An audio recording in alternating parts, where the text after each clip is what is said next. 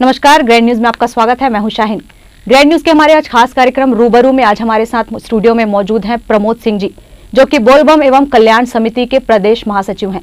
Sir, बहुत बहुत स्वागत है आपका हमारे स्टूडियो में। आइए जानते हैं प्रमोद सिंह जी, जो कि आज हमारे स्टूडियो में आए हैं बतौर गेस्ट, और उनसे हम कुछ सवाल जानना चाहते हैं जो कि उनकी समिति को लेकर उनके क्या योगदान रहे हैं, उन्होंने आगे इसमें कैसे सफलता हासिल की है, उनका सफर कैसा रहा। सर, सबसे पहले हमें हमारे दर्शकों को बताइए कि बोलबम सेवा कल्याण समिति किन उद्देश्यों को लेकर चल रही है। जैसा कि आप लोग देख रहे होंगे, बोलबम सेवा एवं कल्याण समिति विगत 14 वर्षों से भोले बाबा की बारात भिलाई में निकालती है, जिससे कि हम एक भक्ति का संचार लोगों के बीच में पहुंचाना चाहते हैं। साथ ही बोलबम समिति अपने धार्मिक कार्य के साथ में सामाजिक कार्य में भी बढ़ चढ़ कर के हिस्सा लेती है, और जहां भी हमें लगता है कि किसी को ज़रूरत है बोलबम समिति की, तो हमारे सदस्य वहां पहुंचकर उनकी निरंतर मदद करते हैं। आपने देखा होगा कोरोना काल में जिस समय इतनी बड़ी त्रासदी हमारे देश में आई थी, लोग सड़कों पे निकलने से डरते थे। उस समय बोलबम समिति ने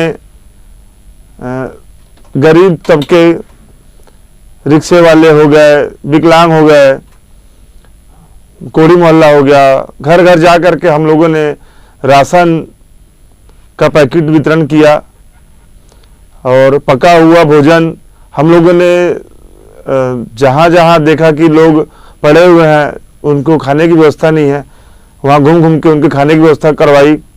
साथ ही कई ऐसे लोग थे जो अपने घर से भटक करके कोरोना काल में गाड़ियाँ नहीं चल रही थी, तो इधर उधर, तो हम तो उनके लिए आसरा का व्यवस्था करवा करके उनको एक जगह रखवा करके उनका यथासंभव जैसा भी हो सकता था हम लोगों ने प्रयास किया।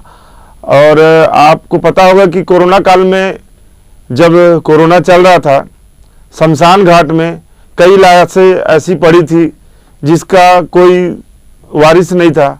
उस समय भी हमारे बोलबम समिति के सदस्यों ने मिल करके उस अज्ञात और लावारिस लाशों का हम लोगों ने दाह संस्कार किया पूरा विधि विधान से। साथ ही वहाँ पे हम लोगों ने देखा कि लाश जल रही है, लेकिन हिंदू रीति रिवाज के हिसाब से, चाहे मुस्लिम रीति रिवाज के हिसाब से, कोरोना काल होने के नाते सामान उनको उपलब्ध नहीं हो पा रहा था। तो हम लोगों ने व्यवस्था की, और करीब हम लोग हजारों ऐसे परिवार को हम लोगों ने धार्मिक अनुष्ठान के हिसाब से जो जिस धर्म का था उस तरफ से उनको हम लोगों ने मदद किया, और हम लोगों ने उनका लाश जलाने से लेकर के कई ऐसे कलश, अस्थि कलश शमशान घाट में थे, तकरीबन 1180 के करीब, तो मुझे ध्यान में आ रहा है कि जिसका कोई वारिस नहीं था, जिसे कोई लेके जाने वाला नहीं था। उससे हमारे समिति के सदस्यों ने मिल करके बाकायदे उसे गाड़ी में डाल करके पंडित के द्वारा उसका जो अनुष्ठान होता है करवा करके हम लोगों ने उस अस्थि को गंगा जी, जो हमारे शिवनाथ नदी है, वहाँ पे उसका अंतिम, उसको हम लोगों ने मुक्ति मोक्ष के लिए वहाँ पे उसका दाह परवाह किया।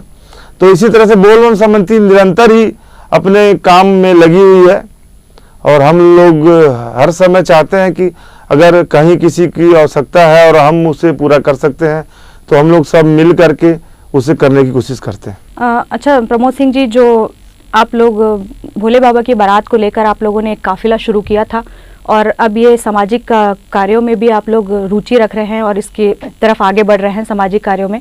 तो ये जो सफ़र है आप लोगों का बारात से लेकर अब तक का, तो इसमें कैसे परिवर्तन आया, और आप लोगों के दिमाग में और फिर मन में जो आगे इस चीज़ को लेकर कुछ योजनाएं होंगी, वो क्या क्या है। जैसे कि आप सब जानते हैं कि हमारे बोलबम समिति के अध्यक्ष बड़े भाई दया सिंह जी एक सामान्य परिवार से आते हैं। हम लोग पहले शिव की भक्ति करते थे और भक्ति में बाहर जाया करते थे, तो हम लोगों ने एक संकल्प लेकर के हमारे भिलाई में जब सब जगह बनारस, काशी विश्वनाथ, उज्जैन, महाकाल, बाबा बैजनाथ धाम बारात निकलती थी, तो हम सब जाते थे। तो हम लोगों ने उसको देख करके एक शिव जी का हमारा छत्तीसगढ़ अछूता क्यों रहा है करते हम लोगों ने बारात यहाँ से निकालना प्रारंभ किया। शुरू में हमारे मात्र हम 51 सदस्य थे और फिर एक काफिला बढ़ता गया और आज के डेट में हमारे पास में तकरीबन 18,000 सदस्य जिसका हमारे पास में नाम और नंबर है, जो भिलाई नहीं अपितु राजनांदगांव, कवर्धा, खैरागढ़, दल्ली राजरा, बिलासपुर, गरियाबंद आसपास के क्षेत्रों में हमारे टीम है, हमारे सदस्य हैं जो कि बोलबम का नाम और काम आगे बढ़ा रहे हैं। और जब धर्म के साथ में शक्ति का संचार हुआ और लोग हमसे जुड़ते गए, आज ये कारवां बढ़ता चला गया है। आज हम लोग धर्म के साथ एक ऐसे लोगों के समाज कल्याण के लिए भी चलते हैं, बढ़ते हैं, जिससे कि हम कुछ कर सकें समाज के लिए। इसी कड़ी में हम लोगों ने कोरोना काल में लोग जो इंसान भूखे रहते थे तो पशु पक्षी भी हमारे भूखे रहते थे, गर्मी का समय रहता था तो हम लोगों ने पशु पक्षी के लिए मार्केट से साग, फल, खिचड़ी बनवा करके जो कुत्ते घूमते थे, गाय घूमती थी, उनको खिलाने का प्रयास किया और चाहा कि उस जीव तक का, जिसके अंदर जीव है तो शिव है, वहाँ तक पहुँचने की कोशिश की हम लोगों ने। इसी कड़ी में हमारी जो है टीम बढ़ती गई और आज हमारे 18,000 सदस्य हमारे बोलबम समिति में है। अच्छा सर, हमारा अगला प्रश्न है, कोरोना काल में बीते 2 वर्षों में आप लोगों की समिति का क्या क्या योगदान रहा? देखिए, हम लोग भी, जैसा कि आपको पता है, हम लोग खुर्सीपार में रहते हैं और खुर्सीपार एक स्लम एरिया है। हमारे पिताजी हुए, चाहे बड़े भाई दया सिंह के पिताजी हुए, हम लोग बहुत सामान्य परिवार से आते हैं। तो हम लोग जो है पीड़ा एक लोगों की हम लोगों ने देखी है, हम लोग उस चीज़ को समझा है। तो हम लोग जब ठंडी में निकलते थे तो रोड किनारे दिखते थे गरीब लोग पड़े हुए हैं। आप विश्वास नहीं करेंगे, भिलाई नगर स्टेशन में हम लोग गए हैं तो बाहर में लोग प्लास्टिक की बोरी ओढ़ ओढ़ के सोए थे। तो हम लोगों ने एक वो किया कि अब हम लोग कभी भी रात में पूरे ठंडी में हम लोग उसको कहीं प्रचार नहीं करते हैं, कोशिश करते हैं हम लोग कि कुछ अच्छा काम करें तो प्रचार करने से कोई हमारा। तो हम लोगों ने करीब 2,000 कंबल हम लोगों ने जगह जगह, बस स्टैंड, रेलवे स्टेशन हो, चाहे ओवरब्रिज के नीचे हो, चाहे पुलिया के नीचे हो, जा करके हम लोग सोए हुए लोगों को जगाते भी नहीं थे, उनको कंबल से हम लोगों उनको, क्योंकि अगर आप मानव हैं तो आपके अंदर जीव है, आप इस चीज़ से भली भांति परिपक्व है कि कैसे इंसान अपने कष्ट को झेल रहा है। तो हम लोगों ने जा करके जगह जगह पे उनको कंबल और जैसा जरूरत रहा हम लोगों ने करीब 2,000 कंबल इस ठंडी में बांटे हैं। ये हम हर साल करते हैं, ये हमारा निरंतर चलने वाली क्रिया है। सर, ये बहुत अच्छी बात आपने कही। सर, अगला मेरा प्रश्न है, अभी हाल ही में सूर्यानगर टाटा लाइन में जो आगजनी की एक बहुत ही भयानक घटना घटित हुई है, इसमें बोलबम सेवा कल्याण समिति ने अपना क्या योगदान दिया?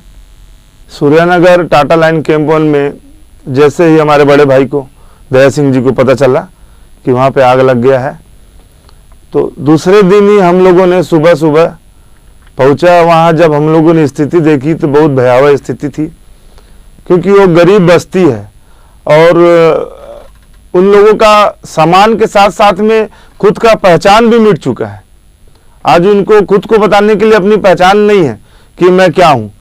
तो तुरंत, और वहाँ पे हमने देखा कि महिलाएं जो थी 3-3 दिन से एक ही साड़ी पहनी हुई थी, बच्चे जो थे 3-3, 4-4 दिन से वही साड़ी, वही कपड़े पहने हुए थे। तो हम लोगों ने वो किया कि सबसे पहले तो इनको वस्त्र दिया जाए ताकि ये कम से कम साफ सुथरा कपड़ा तो पहन सके। तो हम लोगों ने 200 के करीब साड़ियाँ जो है वहाँ पे घर घर जा करके, सरकारी आंकड़े के हिसाब से 136 परिवार और वहाँ के लोगों से पूछा गया तो 160 के करीब बताए। हम लोगों ने 200 साड़ियाँ लेके गई और वहाँ पे हम लोगों ने यथासंभव जितने लोग थे सबको हम लोगों ने साड़ियाँ दिया। और इसी क्रम में हम अगला राशन के लिए व्यवस्था करवा रहे हैं, जिसमें चावल का पैकेट, आटे का पैकेट, नमक, तेल, साबुन की बाटी, साबुन, पेस्ट, ये सब भी हम लोगों ने उन्हें देने के लिए व्यवस्था किया है। और भाई दया सिंह जी जो अध्यक्ष बोलन समिति के, उन्होंने ये वादा भी किया है कि जहाँ जैसा भी जरूरत लगेगा हम आपके इस दुख की घड़ी में आपके साथ हैं, और हम निरंतर सुबह शाम दोपहर और वहाँ के लोगों संपर्क में रह के यथासंभव जो हम लोग उनके लिए कर सकते हैं कर रहे हैं और आगे करते भी रहेंगे।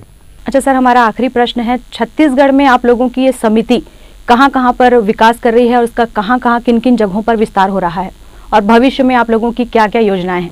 बोलबम सेवा एवं कल्याण समिति जैसे कि हमारी भिलाई की टीम है, हमारी राजनांदगांव की टीम है, बिलासपुर में हमारी पूरी बॉडी है, और अभी दल्ली राजरा में हम लोगों ने गठन किया है। वहाँ पे राम जी की भव्य शोभा यात्रा भी अभी निकाली गई थी, वो भी हमारे टीम के सदस्य हैं।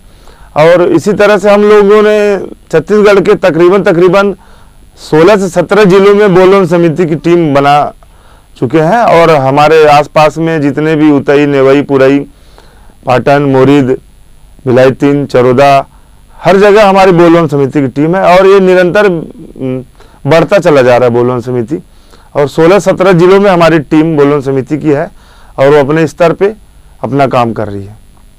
तो ये थे प्रमोद सिंह जी जो हमारे स्टूडियो में आए बतौर गेस्ट। उन्होंने हमारे सवालों के जवाब दिए और अपनी समिति को लेकर जो भी योजनाएं हैं उन्होंने हमसे साझा की। सर बहुत बहुत धन्यवाद आपका।